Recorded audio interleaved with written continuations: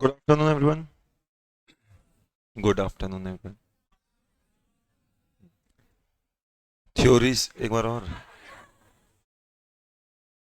Good afternoon everyone. कैसे हो आप लोग? भैया, पढ़ाई कैसी चल रही है? पढ़ाई कैसे चल रही है? चल रही है। उसका भी जवाब कोशिश करे, जो अभी 2 मिनट पहले आपने जवाब दिया था वो जवाब भी वैसा ही निकले कि सर पढ़ाई भी बढ़िया चल रही है। करेक्ट। चार्टेड अकाउंटेंसी करना है और सीए बनना है तो पढ़ाई बढ़िया चलना ही पड़ेगा। कोई ऑप्शन नहीं है। जहां आपने अपने आप को ऑप्शन दिया वहां पे आप 6 महीना आगे बढ़ गए। ऑप्शन नहीं रखना, करना ही है। बोथ ग्रुप डिसाइडेड है तो करना है, सोचना नहीं है। ग्रुप टू में है तो हो गया, ग्रुप वन दे दिया, अभी ग्रुप टू करना ही है। ऑप्शन नहीं देना। करेक्ट। यहाँ पे अगर ऑप्शन दिया तो फिर फाइनल भी बैठा है। फाइनल में थोड़ी अपन ने ऑप्शन रखना। तो अक्सर आपका एक कॉमन सा जो सवाल आता है कि सर बोथ ग्रुप है, टाइम टाइम नहीं बच पाता है। आप ऐसे कुछ समस्याओं से घिर जाते हैं। करेक्ट। कितने लोगों को ऐसा लग रहा है कि ये समस्या है उनके जीवन की? तो अब सवाल है कितनों ने इसका समाधान खोजा है?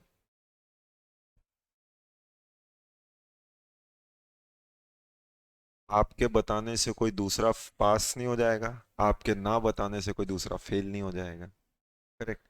तो सबसे पहला चीज वो स्कूल में होता था कि हमने कुछ सीखा, अपने फ्रेंड को क्यों बताएं। हम फर्स्ट आ गए, वो हमने बता दिया, वो फर्स्ट आ जाएगा तो हम सेकंड हो जाएंगे। यहाँ पे ऐसा कुछ नहीं है कि आप फर्स्ट आ गए या वो फर्स्ट आ गया तो आप सेकंड हो जाओगे, सब बराबर है। यहाँ आप सब एक है। इसका मतलब you should always think of sharing information. अगर आपको लगता है आपके पास कुछ बेटर है, सामने वाले को बताने के लिए बेटर है, तो आप बता सकते हैं। Correct. But don't always try to prove कि आपके पास बेटर है। तो ऐसे इंस्टेंसेस में समस्या तो सबने रखी। हालांकि मेरे को चालू तो ये टॉपिक करना है, लेकिन आप जितनी समस्याओं में घिरे हुए हो, तो मैंने देखा आपके पास समस्या है पर समाधान नहीं है। तो वो समस्या का मतलब क्या हुआ? या फिर ऐसे आप कब तक चलाओगे गाड़ी को? बिना पेट्रोल के भी एक लिमिट तक गाड़ी खींच सकते हो ना। एक टाइम के बाद तो वो गाड़ी बैठ जाती हो। तो वापस से वो गाड़ी को किक स्टार्ट, पुश स्टार्ट, ऐसा कोई जरूरी होता है ना? तो आपकी लाइफ में लगता है ऐसे ही एक स्टार्ट की जरूरत महसूस हो रही है आपको। ऐसा कुछ हो रहा है क्या? अच्छा।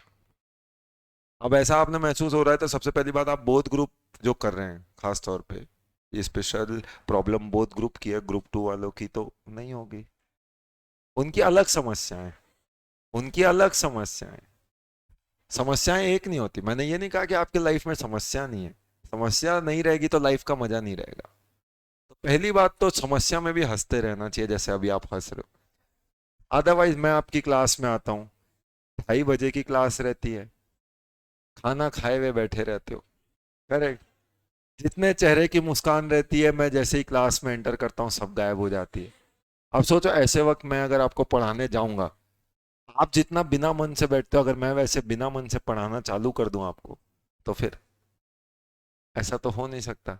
इसलिए मुझे तरीका बदलना पड़ता है आपके लिए। अदरवाइज ये सब्जेक्ट तो मैं आपको बहुत जल्दी खत्म करा दूं। आपने जो भी टॉपिक पढ़ना है, सबसे पहले आप बेसिक अपने ऊपर एक सवाल लेके देखिए कि समय जो आप बोलते हैं नहीं है, तो उसके लिए सबसे पहले बेसिक आपको इस बात की खुशी होनी चाहिए कि आपके अकेले की समस्या नहीं है, ये सबकी समस्या। आपके लिए कोई चीज प्रॉब्लम कब होती? जब वो आपकी समस्या है लेकिन इसकी नहीं है। आपको लग रहा है कि समय नहीं है, लेकिन किसी को लग जाए कि उसके पास समय है, तो आपकी टेंशन बढ़नी चाहिए कि भैया उसके पास समय कैसे है। पर जब सबको ही लग रहा है कि समय नहीं है, तो यू शुड बी रिलैक्स्ड। इसका मतलब समय, ये सबकी कॉमन समस्या, कॉमन समस्या है तो कॉमन समाधान निकालना चाहिए। कॉमन समाधान क्या बोलता है? कल मैंने हालांकि दो चार से बात किया, इसलिए मैं आज ये डिस्कशन कर रहा हूँ। अदरवाइज आज ये डिस्कशन नहीं होता कि कॉमन समाधान आप खोजे कैसे। कॉमन समाधान खोजना है तो एक प्रॉपर प्लानिंग ही जरूरी नहीं है। प्लान तो हर टीम करती है मैच जीतने का, तो एक ही है उसमें से। जीतता कौन है? जो प्लानिंग के साथ एग्जीक्यूट भी करे। आपका भी प्लानिंग तो तैयार है, टाइम टेबल जिसको आप बोलते हो वो आपकी प्लानिंग है कि हाँ इतने बजे उठना है, इतने बजे ये काम, इतने घंटे ये पढ़ना है, इतने आवर्स ये पढ़ना है, आज ये होमवर्क करना है, आज इसका टेस्ट पढ़ना है। वो सब प्लानिंग तो आपकी तैयार है। सवाल है at the end of the day जब रात को सोने जाते हो तो उसमें से कितने पॉइंट टिक करते हो प्लानिंग के, कि कितने एग्जीक्यूट किए। Ticking is more important than filling number of points. 15 point fill किया और टिक 5 पॉइंट किया, कोई मतलब नहीं। उससे अच्छा 7 पॉइंट लिख और 6 पॉइंट टिक कर। That is more important. Execution is more important. अब एग्जीक्यूशन करने का सिंपल तरीका, अगर आप सोच रहे हो सारे सब्जेक्ट आप एक ही बार में तैयार कर लोगे, तो फिर तो आपको यही नहीं पता कि आपको तैयारी कैसे करनी, तैयारी का पैटर्न कैसे करना, एग्जाम के पॉइंट ऑफ व्यू से कैसे तैयारी करनी, टेस्ट के पॉइंट ऑफ व्यू से कैसे तैयारी करनी। अगर आप सिर्फ क्लास में क्या चल रहा है उसको पढ़ रहे हैं, अगर आप सिर्फ जो वीकली टेस्ट है उसको तैयार कर रहे हो, तो आप यहां के लिए तो तैयार हो, यहां के लिए मैं बोल सकता हूं आप तैयार हो, आप वहां के लिए तैयार नहीं हो। आप इस प्रीमाइसेस के लिए तैयार हो, यहां पे जो भी टेस्ट होगा एग्जाम होगा उसके लिए तैयार हो, जो रियल एग्जाम होगा उसके लिए आप तैयार नहीं हो। अगर आप अपना पूरा समय, अगर पूरा समय सिर्फ उसी चीज में दे रहे हो, तो आपकी तैयारी का पैटर्न क्या रहता है? आपकी तैयारी का पैटर्न रहना चाहिए कुछ यहां तो कुछ वहां। अगर आपने वहां को अभी से इग्नोर किया और सोचा सब बाद में करेंगे, बाद में कुछ नहीं होगा। जो करना है अभी के समय में ही करना है। और remember, first attempt is the only attempt जहां पे आप पढ़ते हैं। Subsequent attempts are never for studying, subsequent attempts are only for turning pages. वहां सिर्फ आप पन्ने पलटते हैं। आज अगर आपको लगता है कि मेरे पास समय नहीं है, कब पढ़ूंगा, कैसे पढ़ूंगा, आज सोचिए we are standing in the month of May, exam is in the month of November. पूरा 6 महीना तेरे हाथों में, फुल 6 मंथ्स। तो वो 6 महीने तैयारी कर सकता है। अब एक पल के लिए पहले try and analyse the situation, कि अगर कोई भी अटेम्प्ट ऐसा होता है, मान लो नवंबर अटेम्प्ट दिए और जैसा आपको लगा कि आपकी तैयारी नहीं थी, तो रिजल्ट भी वैसा ही आया जैसा आपने तैयारी की थी। और मान लो अगला अटेम्प्ट आ जाता है, अगला में, तो पहले उसके कॉन्सिक्वेंसेस समझ। जब तक नवंबर में आपने एग्जाम दिया, नवंबर में तो आप एग्जाम दोगे, कैसा भी गया हो पेपर, आपको पता हो कितना श्योरिटी हो कितना नहीं हो, फिर भी रिजल्ट तक का इंतजार तो हर किसी को रहेगा। क्या पता, वन नेवर नोस। तो इसलिए रिजल्ट आएगा नवंबर का, जनवरी last week, Feb first week. अब उस समय तक रिजल्ट आएगा, मतलब सोच नवंबर दिसंबर जनवरी ऑलमोस्ट खत्म।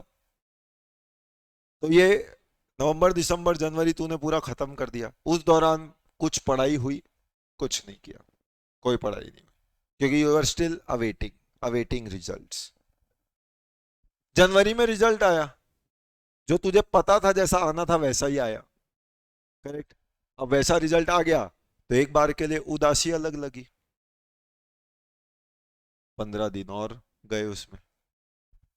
कितना ही कर, समझाना पड़ेगा कि वापस पढ़ना है, अब वापस से उस पेस में आना पड़ेगा, तो 15 दिन और गए उसमें तेरे।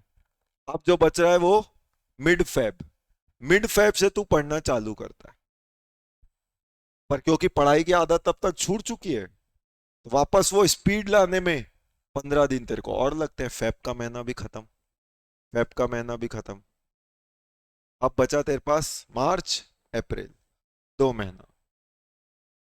त्योहार एक ना एक तो आ ही जाता है। होली, मई है तो होली, नवंबर है तो दिवाली, कहीं ना कहीं तो पीछा छूटेगा नहीं।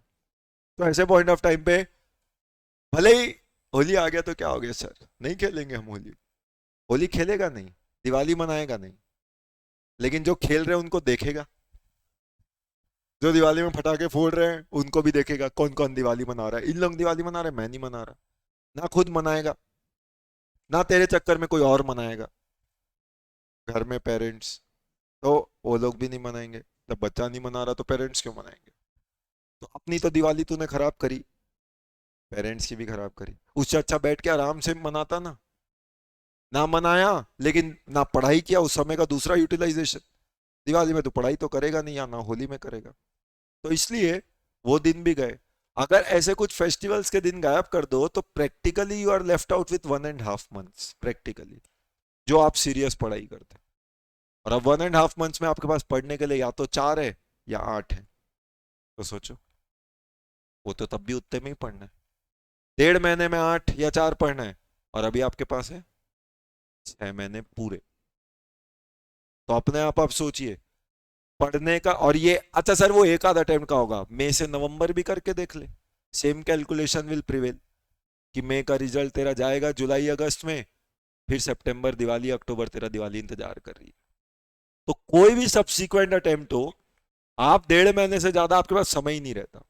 इसीलिए सब्सीक्वेंट अटेम्प्ट पढ़ने के लिए नहीं होते, सब्सीक्वेंट अटेम्प्ट सिर्फ एग्जाम देने के लिए होते हैं।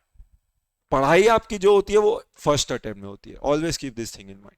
इसलिए जो होना है पहली बार में हो जाना है। पहली बार में उतनी हिम्मत दिखा दो, उतनी ताकत लगा दो कि दोबारा कभी पढ़ना ही ना पड़े।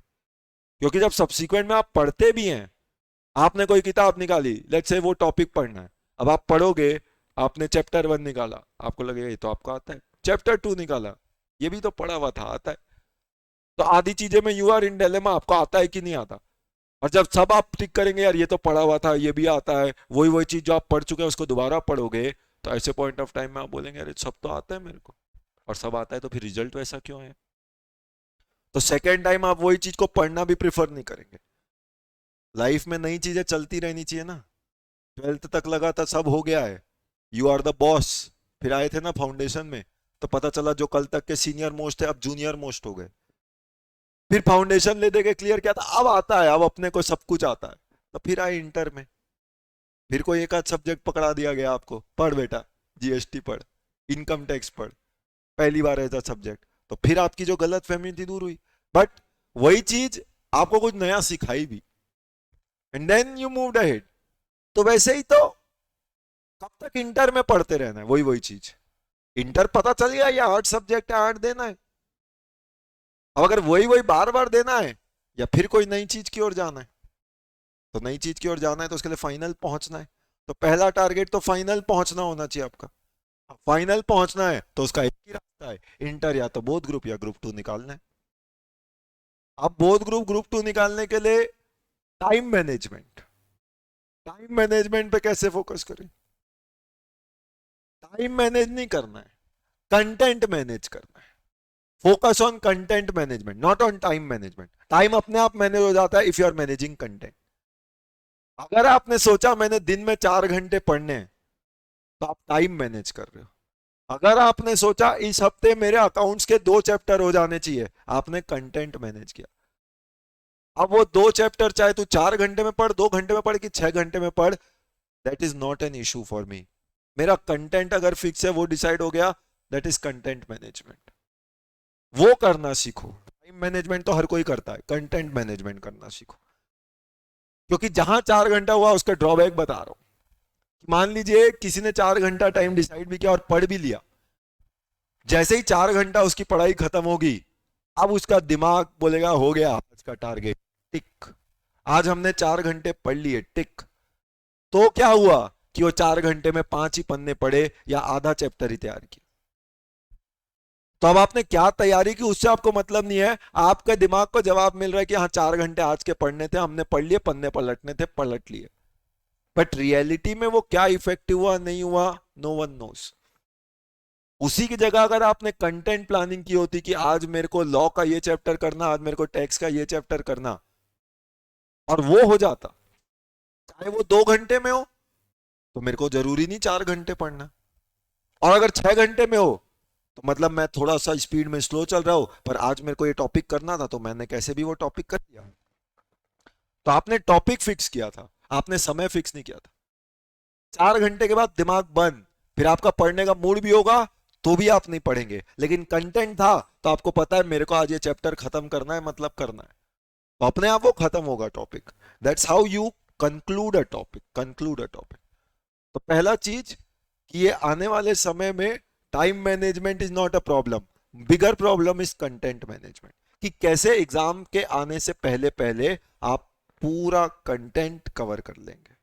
That is number one challenge. तो आपको अभी तक यही नहीं पता था कि आपकी समस्या क्या है, इसलिए मैंने पहले आपसे पूछा कि टाइम मैनेजमेंट कितने लोगों की समस्या है, और आप सबने हाथ उठाया। मेरे हिसाब से टाइम मैनेजमेंट समस्या ही नहीं, कंटेंट इज मोर डेंजरस अगर आप उसको मैनेज नहीं कर रहे तो। नंबर टू, अब कंटेंट मैनेज भी करना है तो किस पैटर्न पे? तो ये आपकी गलत फहमी है। पहले तो क्या क्या आप नहीं जानते ये जानना जरूरी है। ये आपकी गलत फहमी है कि आपको लगता है आपको कुछ नहीं आता, या आपकी तैयारी नहीं हुई है। पहले तो stop saying that and stop believing that. वो किसी भी बिजनेसमैन से पूछते हैं धंधा कैसा चल रहा, तो अक्सर कॉमन बिजनेसमैन का जवाब होता है मंदा चल रहा, धंधा अच्छा नहीं चल रहा, मजा नहीं आ रहा। जब आप बोलोगे ऐसा तो फिर एक्चुअली में बिजनेस भी चलता है वैसा। वहीं एक दूसरा बिजनेसमैन है, वो बोलता है बढ़िया चल रहा है धंधा, एक नंबर, जितना सोचा था उससे ज्यादा सेल हो रही है, business is running at its best. भले ही दो एक्चुअली उसकी भी सिचुएशन वैसी ही थी जैसी पहले बिजनेसमैन की थी। पहले वाले का बिजनेस अच्छा चलता है तो भी उसका जवाब वही होता था कि धंधा मंदा चल रहा है। क्यों? क्योंकि उसको लगता है बता दूंगा, जैसा आपको लग रहा था, अगर मैं बता दिया तो उसकी नजर ना लग जाए। ठीक है, वो इंडियन फिलोसॉफी, इंडियन सोचने का तरीका होता है, लेकिन हर फील्ड पे अप्लाई नहीं होता वो। आप एक बार बोल के देखिए, उल्टा आपसे कोई पूछता पढ़ाई कैसी चली, आप भी तो वही जवाब देते। जैसे मैंने पूछा पढ़ाई कैसी चल रही है, हर सवाल का एक लॉजिक होता है मेरा। मैंने उससे पूछा पढ़ाई कैसी चल रही है, आपने सर ठीक। मैंने उससे थोड़ी देर पहले पूछा कैसे हो आप सर, बढ़िया है। ये दो जवाब आपके फर्क। तो मैंने आपको यही बोला कि दूसरा जवाब, पहला जवाब जो दिया वो दूसरे का जवाब होना चाहिए आपका। आप जब आपका फ्रेंड पूछता है आपकी पढ़ाई कैसी चल रही है और आप एवरेज बोलते ठीक ठाक चल रही है, वो फ्रेंड को भी लगता है मतलब मैं अकेला नहीं हूं यार, इसकी भी ऐसी चल रही है, मेरी भी ऐसी चल रही है, सब दुखी है, सब परेशान है। मैं बोलता हूं आप एक बार बोल के देखो, एक बार अपने उस फ्रेंड को बोलो एक नंबर चल रही है मेरी पढ़ाई, जितना सोचा था उससे ज्यादा चैप्टर तैयार करता हूं, दो सोचता हूं तीन, अकाउंट्स के 4 चैप्टर हो गए मेरे, लॉ तो 2 बार रिवाइज करने पे आ गया हूं, और जीएसटी टैक्सेशन तो तुम लोग जानते ही हो। तो ऐसे पॉइंट ऑफ टाइम पे आप बस इतना बोल के देखो, मतलब उतना भी आगे नहीं जाना कि उसको लग जाए कि ऐसे ही बोल रहे हो, पर सीरियसली आप बोल के देखिए कि भैया इसके 2 चैप्टर, इसके 3 चैप्टर, इसके 4 चैप्टर मेरे हो गए, उसके होश नहीं उड़ जाए तो मेरे बोल दे। वो आप ये जवाब दें कि आपका पढ़ाई नॉर्मल चल रहा है, एवरेज चल रहा है, वो तो ये सुनने के लिए आपसे सवाल कर रहा था। उसने कभी एक्सपेक्ट ही नहीं किया था कि आप उसको ऐसा जवाब देंगे कि मेरी पढ़ाई तो बढ़िया चल रही है। उसका बीपी हाई हो जाएगा कि भैया इसकी पढ़ाई बढ़िया कैसे चल रही है, मेरा टाइम मैनेज नहीं हो पा रहा और इसकी पढ़ाई बढ़िया चल रही है, बोलता है 3 चैप्टर करके बैठ गया। भले एक्चुअली में आपका नहीं हुआ तो भी बोल, 2 चैप्टर हुआ तो भी बोल 3 चैप्टर हो गया। आप उल्टा करते हो, 3 होता है तो बोलते 2 है, क्योंकि आपको लगता है उसको क्या लगेगा, छोड़ो उसको, वो पढ़ेगा वो पास होगा, आप पढ़ोगे आप पास होगे, उसके पढ़ने से आप पास नहीं हो सकते, आपके पढ़ने से वो फेल नहीं हो सकता। तो इसलिए अपनी जितनी कंटेंट है उसकी तैयारियां रखें। और एक बार बोलिए, एक बार आपने बोल दिया ना कि आपके 3 चैप्टर की तैयारी हो गई है, पहला तो तुरंत ही पुल्ड अप हिज सॉक्स, अब वो तैयार हो जाएगा कि भैया उसका हो गया, इससे पूछा ये भी बोलता है 3 चैप्टर, इससे पूछा 2 चैप्टर, ये बोलता है 4 चैप्टर, सब लोग एक साथ बोल रहे हो, मतलब मैं ही अकेला हूं जो नहीं पढ़ रहा हूं। उसने अपना अप्रोच बदल दिया तुरंत, वो भी पढ़ना चालू कर रहा है। नंबर वन, उसको तो फायदा हुआ ही, और उसके फायदा होने से आपको कोई नुकसान हो ऐसा तो मुझे दिखता नहीं। तो उसका फायदा किया आपने, पहला चीज तो अपने दोस्त की मदद करना कोई गलत काम नहीं है, तो आपने उसका फायदा किया। दूसरा, उससे ज्यादा फायदा आपका हुआ, कारण क्योंकि अब आपने अपने फ्रेंड को बोल दिया आपका 3 चैप्टर हो गया। अब आपने उसको बोल दिया आपका 3 चैप्टर हो गया, तो आप पे भी एक ऑब्लिगेशन आ गया है, आपका भी अब दिमाग रेस्टलेस हो गया है कि मैं बोल कैसे दिया उसको 3 चैप्टर हो गया है, जबकि हुआ तो 2 ही है। अभी वो कल मेरे को डाउट लेके आ गया खुद पूछने के लिए, तो और उस वक्त मैं नहीं बना पाया, तो तैयार करो इस चैप्टर को, 3 तो अब होना ही चाहिए, इसका मतलब मेरा तो आप भी अपनी पढ़ाई पे एक्स्ट्रा लग जाते हो तीसरे चैप्टर को खत्म करने के लिए, आपका भी फायदा हुआ। धंधा बढ़िया चल रहा है, पढ़ाई बढ़िया चल रही है, तो अपने आप सब अच्छा चलता है। कंटेंट मैनेजमेंट का लॉजिक क्या? कंटेंट मैनेजमेंट में ये नहीं कि आपने जो पढ़ना है डेली बस पढ़ रहे हो, अनकैलकुलेटिव स्टडी कर रहे हो। आज क्लास में जो पढ़े, आज जो सब्जेक्ट पढ़ने का मन था घर में जाके बस वही सब्जेक्ट पढ़ रहे हो, this is not the way how you study. अब आपकी क्लास और ये शेड्यूल कोई नया तो नहीं है आपके लिए, अब आप अकस्टम्ड हो चुके हैं शेड्यूल के लिए, करेक्ट? अब ये जो शेड्यूल है, ऐसा नहीं है कि 2-4 दिन, हफ्ता 10 दिन का होता तो बात अलग थी। अब ये तो समझ लो आपने ये कंटिन्यू करना है कब तक?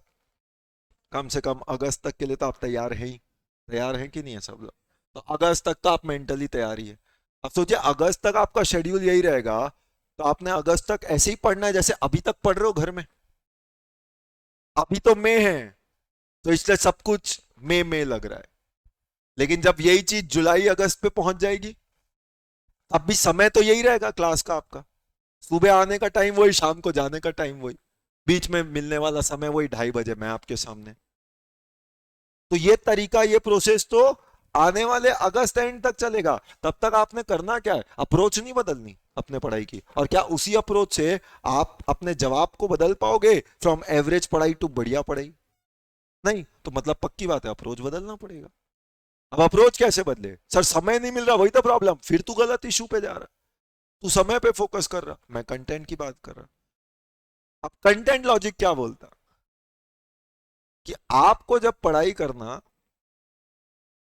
बाय अगस्त जब तक आपकी क्लासेस चल रही है, कुछ बातें आपको क्लास की भी करनी पड़ेंगी। हो सकता है किसी टीचर ने आपको बोला हो कल मैं आपका ओरल टेस्ट लूँ, धीरे धीरे आपको मैसेज पहुंच रहा है कि अगर कोई टीचर ऐसा बोल दे कि मैं ऐसे कभी भी आपका ओरल टेस्ट ले सकता हूँ कि जो भी आप पढ़ो तैयारी करके आना, तो आपको कुछ समय उसके लिए देना पड़ता होगा।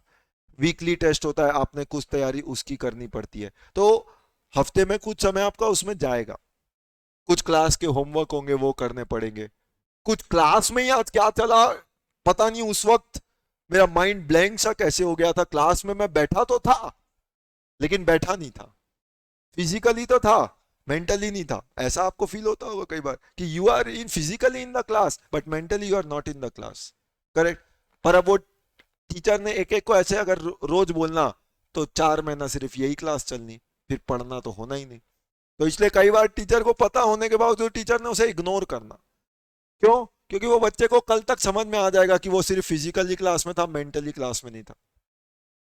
तो कुछ समय आपने हफ्ते में उसके लिए देना कि ऐसी कितनी क्लासेस थी जिसमें आप फिजिकली थे, मेंटली नहीं थे, उसको वापस से कवर अप करना। तो पहले तो आपने अपना ही प्रॉब्लम बढ़ा दिया, क्लास में सिर्फ फिजिकली बैठ के, मेंटली ना बैठ के अपना काम को डबल कर दिया। जो काम आप कर सकते थे, this time you could have saved, this time you could have saved. कैसे? बस वही काम तो करना था, बैठना तो वैसे भी था ऐसे भी था। अगर फिजिकली के साथ साथ मेंटली बैठते, आपका आधा समय तो ऐसे ही बच जाता। जो आपकी टाइम की प्रॉब्लम है, तो आधा समय तो आपका ऐसे ही बच जाता, वो चीजें आपको दोबारा नहीं करनी पड़ती। अब उसके बाद जब आप तैयारी करें, तो आपकी तैयारी किस पैटर्न पे रहे?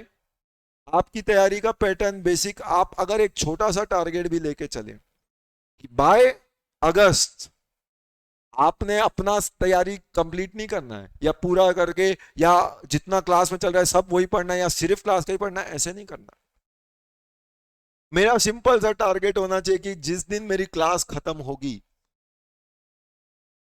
अक्सर आप अपनी पढ़ाई क्लास खत्म होने के बाद चालू करते हो, लेकिन ऐसे में तो सोचिए क्लास अगस्त के बाद है, आपके पास पढ़ने के लिए 2 महीने। अब वहां पढ़ोगे, कौन से सब्जेक्ट की तैयारी कैसे करोगे? फिर तो आप सब्सीक्वेंट अटेम्प्ट वाले फेज में आ गए हो।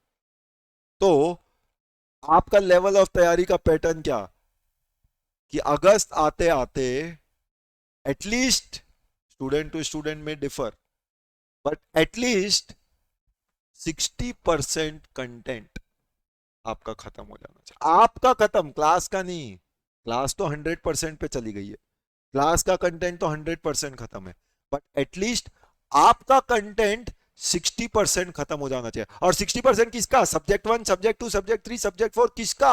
सबका। आपने रेशियो इंबैलेंस नहीं करना, इसका 90% कर लिया, इसका 70 किया, इसका 50 किया, इसका 30 किया। आपने 60 इंटू वो 240% करना था, अब वो 240% आपने 90-70 फॉर एग्जांपल 50-30 ऐसा किया। जब आप 90-70 50-30 करोगे, अब ऐसा है एक सब्जेक्ट में आपका जरूरत से ज्यादा कॉन्फिडेंस है और एक सब्जेक्ट आपको ऐसा लगता है कि इसमें कैसे पास होंगे, और जो इसमें कैसे पास होंगे का सवाल होता है ये आपके आने वाले 2 महीने ले जाता है, क्योंकि इसको अब यहां तक पहुंचाना इज वेरी डिफिकल्ट टास्क। लेकिन अगर वो चारों बराबर रहेंगे तो उनको उठाना इज मोर इजियर टास्क। तो अगर आप अपने ये आने वाले 2 महीने में सिर्फ कुछ लिमिटेड सब्जेक्ट पे फोकस कर रहे हो अपनी पढ़ाई पे और दूसरे सब्जेक्ट को ऑल टुगेदर इग्नोर कर रहे हो, तो आप एक डेंजरस वे में जा रहे हो, जिसमें ये नहीं कहता कि सक्सेस नहीं मिलेगा, लेकिन वो सक्सेस का रेशियो होगा 100 में 4। 100 में 4 लोग होंगे ऐसे जो इस पैटर्न पे आगे बढ़ पाएंगे। हर फील्ड में कुछ ना कुछ तो होंगे, किसके लिए ये तरीका भी काम कर सकता है, पर वो होंगे 100 में 4। लेकिन जब आप 60-60 के रेशियो में जाएंगे तो आप पाएंगे कि 100 में 70 लोग ऐसे होंगे जो इससे आगे बढ़ जाएंगे। 60% ईच सब्जेक्ट की आपकी तैयारी हो, तो आज वो सब्जेक्ट या वो चैप्टर ऐसा नहीं हो कि आपने कोई एक बड़ा सा चैप्टर उठा लिया और उसी को पढ़े जा रहे हो पढ़े जा रहे हो पढ़े जा रहे हो। इनकम टैक्स में पीजीबीपी लेके बैठ गए और पीजीबीपी करे जा रहे हो करे जा रहे हो करे जा रहे हो, 2 महीना उसी में निकल जाना, पता चला पीजीबीपी चल रहा है। And at the end conclusion क्या निकला कि 2 महीना बीत गया, इनकम टैक्स का एक चैप्टर किया आपने पीजीबीपी, लेट से 14 चैप्टर अभी भी बचे हुए हैं, आपका दिमाग का जवाब आ रहा है कि 14 चैप्टर अभी भी पेंडिंग है, और उससे ज्यादा डेंजरस जवाब आ रहा है कि जो एक चैप्टर हुआ उसमें भी कॉन्फिडेंस नहीं है कि इसका सवाल आएगा तो बनेगा कि नहीं। तो फिर तैयारी क्या है? इसको तैयारी थोड़ी बोलते। तैयारी क्या हो रहा कि अगर 60% बोल रहा मैं, तो वो 60% का मतलब है कि अगर इस चैप्टर से एग्जाम में सवाल आ रहा है वो सवाल गलत नहीं हो रहा है। दैट इज लेवल ऑफ तैयारी, कि अगर आपने कोई चीज पढ़ी है तो बस एग्जाम में मुझे इंतजार है इस चैप्टर से सवाल का। अब इस चैप्टर से कैसा भी सवाल आ जाए एग्जाम में वो कभी गलत नहीं होगा। जब मैं आपकी जगह था मुझे उस चीज से बिल्कुल चिंता नहीं होती जो मैंने नहीं पढ़ा और वो एग्जाम में आ गया। नहीं पढ़ा और एग्जाम में आ गया, नहीं बना, तो जो नहीं पढ़ा था वही तो नहीं बना, उसमें दिक्कत क्या है? उसके लिए कोई चिंता नहीं है। चिंता कब होती थी? जब मैंने जो पढ़ा वो एग्जाम में भी आया लेकिन वो नहीं बना, तो फिर क्या पढ़ा? प्रॉब्लम उस बात की है, that is the bigger problem. वो चीज मुझे बर्दाश्त नहीं होती थी, भले ही I never studied 100%। Sir as a teacher आप बोल रहे हो, बिल्कुल एज अ टीचर मैं आपसे जो फ्रैंक बात है फैक्ट बात है मैं आपसे वो बोल रहा हूँ। अगर कोई कहता है कि वो चार्टर्ड अकाउंटेंसी का कोर्स 100% पढ़ता है और उसको 2-4 बार रिवाइज करता है, आजकल तो मैं ऐसा भी सुनता हूँ एग्जाम से पहले 4 बार रिवाइज कर लिए। हम एक बार पूरा पढ़ नहीं सकते, वो 4 बार रिवाइज कैसे करते मुझे तो आज तक समझ नहीं आया, बट ठीक है मैंने उस पर डिबेट नहीं करनी। लेकिन 100% तैयारी भले ही नहीं की, लेकिन एटलीस्ट फोकस ऐसा रहता था कि जो तैयारी थी वो 100% हो। भले ही 10 में 8 चैप्टर तैयार करके जाना, लेकिन वो 8 चैप्टर 100% तैयार करके जाना। 100% तैयारी करने जाओगे एग्जाम में 40% लाओगे, 80% की 100% तैयारी करके जाओगे तो 90% लाओगे। प्राइम एग्जाम्पल, जैसे आपके पेपर होते, पहला पेपर कौन सा होता है? अकाउंट्स। अब आपने बात करी है तो फिर अब मैं आपको थोड़ा सा चीजें चेंज कर रहा हूँ, आपके सोचने का तरीका बदल रहा हूँ। अकाउंट्स का पेपर हमारे भी होता था, ऐसा थोड़ी हम बिना अकाउंट्स के पास हो गए। आपको तो इतनी प्रैक्टिस होती, वीकली टेस्ट होते, मॉक टेस्ट होता, रिवीजन, दुनियादारी कुछ उस जमाने में तो पता भी नहीं रहता था ऐसा सब कुछ होता है। कोई वीकली टेस्ट कुछ नहीं, ऐसा कुछ नहीं होता था। ये तो सब आपके तो इतनी तैयारी के साथ आप जाते हो एग्जाम में कि आप जब एग्जाम देने जाते हो तो आपको लगता है वन अनदर टेस्ट देने आ गए। अब वो एग्जाम से पहले पीएल आपकी लगती है, हमको भी मिल जाता था, कभी मिलता था कभी हम बना लेते थे पीएल, करेक्ट। अब जो पीएल बन गया, पीएल में काम होता है पढ़ने का, पीएम में काम प्रैक्टिस करने का नहीं होता। तो वो चीजें पढ़ी, 2 महीना 2.5 महीना पीएल का पूरा इस्तेमाल किया, लिखने की आदत खत्म। लिखने की आदत तब तक ऑलमोस्ट खत्म। क्लास में फिर भी लिख लेते थे, घर में क्या लिखेंगे, लिखने की आदत खत्म। और सीधा पहला पेपर अकाउंट्स। अभी तो आपको पढ़ने का भी टाइम मिलता ना, क्वेश्चन पेपर 15 मिनट पढ़ो फिर डिसाइड करो क्या लिखना नहीं लिखना। पहले कुछ नहीं मिलता था। क्वेश्चन पेपर मिला, 3 घंटा है, पढ़ना है पढ़ो, सॉल्व करना है सॉल्व करो। 3 घंटे तक पढ़ते ही रहो, 3 घंटे तक सॉल्व भी करते रहो, कोई अलग से 15 मिनट 15 मिनट कुछ नहीं। अब क्वेश्चन पेपर आया, लिखना चालू किए, लिखना चालू किए। अब क्योंकि पढ़ने का अलग से टाइम ही नहीं है तो डिसाइड करने का भी टाइम नहीं है। क्वेश्चन 1 पढ़ा, आता है सॉल्व करना चालू, नहीं आता है अगले में पढ़ो। तो ये पैटर्न पे चलो। क्वेश्चन नंबर 1 देखा, लगा कि बन जाना चाहिए, पढ़ा हुआ है, सॉल्व करना चालू किए। क्वेश्चन नंबर 2 बन जाना चाहिए, सॉल्व करना चालू किए। ऐसे कर करके कई क्वेश्चंस तक आगे बढ़े। 70 नंबर तक का लिखते गए लिखते गए लिखते गए।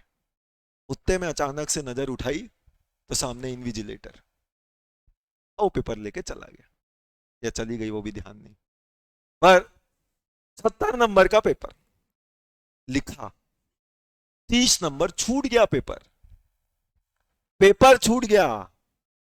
वो आता नहीं आता वो भी नहीं पता, वो क्वेश्चन भी नहीं पता कि वो क्वेश्चन क्या आते। हो सकता है उनमें से आते होंगे, ऐसा भी हो सकता है कि नहीं आते होंगे, बट ऐसा भी नहीं कि उस वक्त मैंने पहले पढ़ा हो या निकलने के बाद। आज भी मुझे नहीं पता कि वो 30 नंबर के सवाल क्या है मेरे उस क्वेश्चन पेपर में। 70 नंबर का सॉल्व किया, और एज यूजुअल अगर आप 70 नंबर का सॉल्व करके आओगे तो घर में क्या हाल होने वाला है आपको पता है। तो आपकी तरह डांट पड़नी थी, पड़ गई। 70 नंबर का कोई सॉल्व करता गया, कोई नहीं बचा सकता। उससे पहले एक काम हुआ एग्जाम हॉल से बाहर निकलने के बाद, जो सबसे डेंजरस काम होता है। तो मैं ये सब में बिलीव नहीं करता कि ऐसा बैठ के पेपर डिस्कस कर रहे हैं। अब जैसे आपके दोस्त होते, मेरा भी एक आध कोई था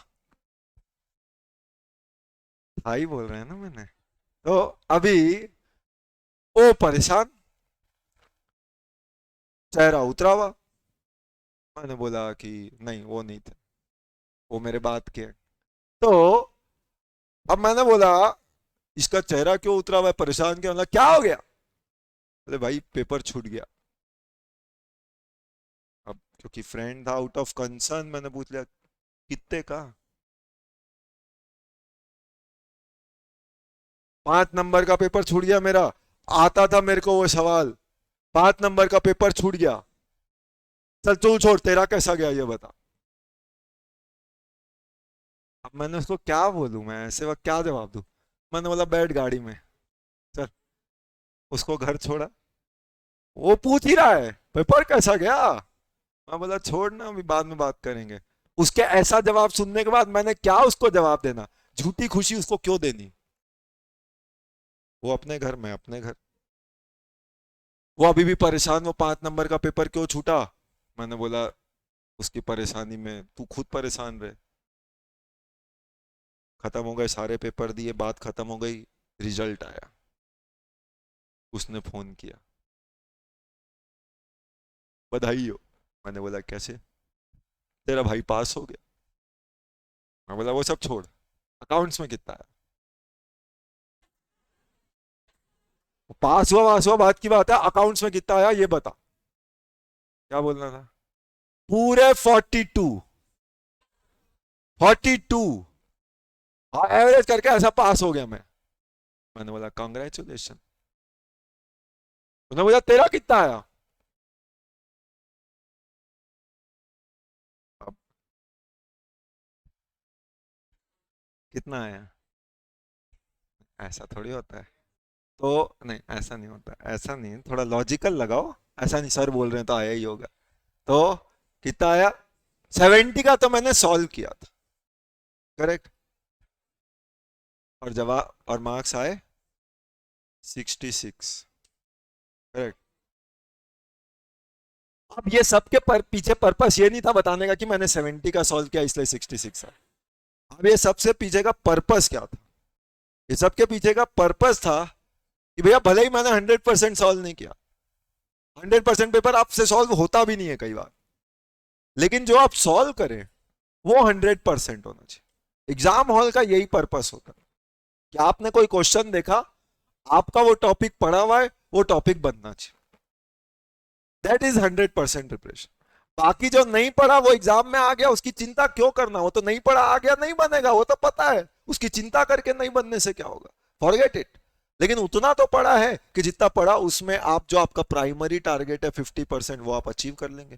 तो पहला टारगेट यही होता था एग्जाम हॉल में, पहला टारगेट ही आपका यही है, हाउ टू अचीव 50%।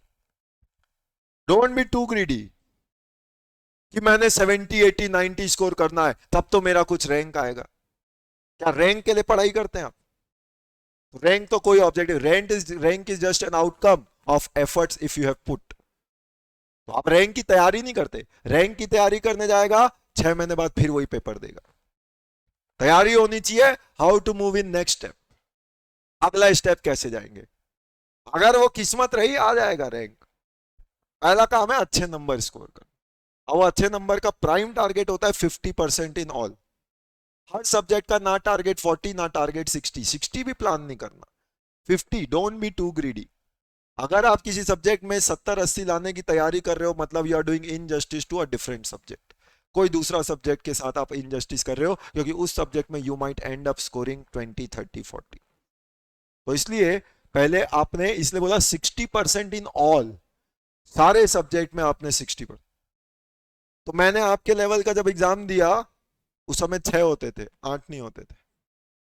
अभी आने वाला है रिटर्न्स, ऐसा 6 सब्जेक्ट वाला केस।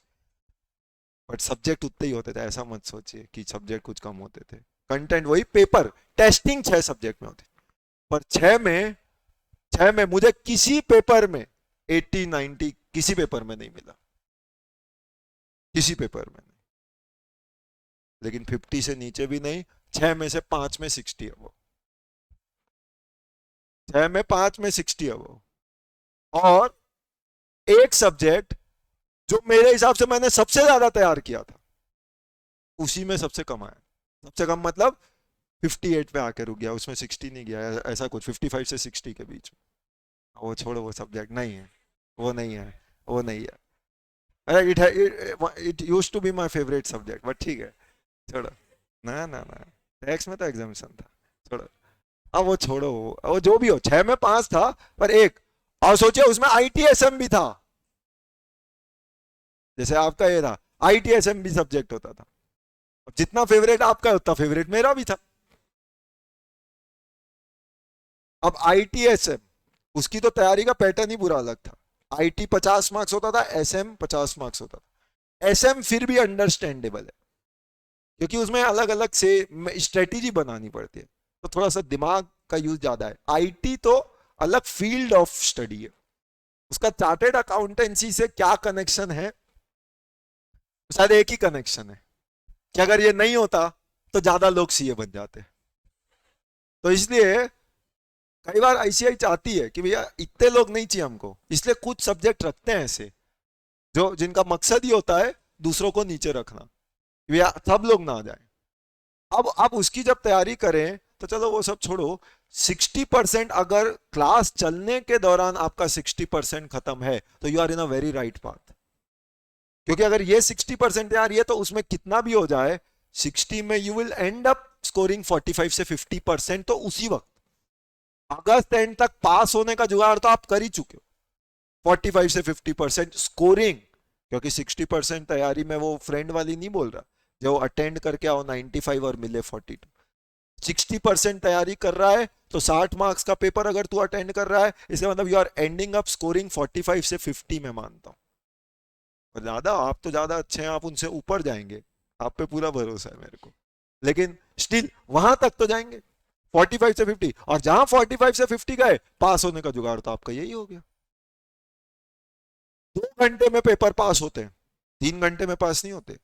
अगर आपको 3 घंटे लग रहे हैं पास होने में तो आप फिर वो पेपर लिख रहे हो, समझ नहीं रहे हो।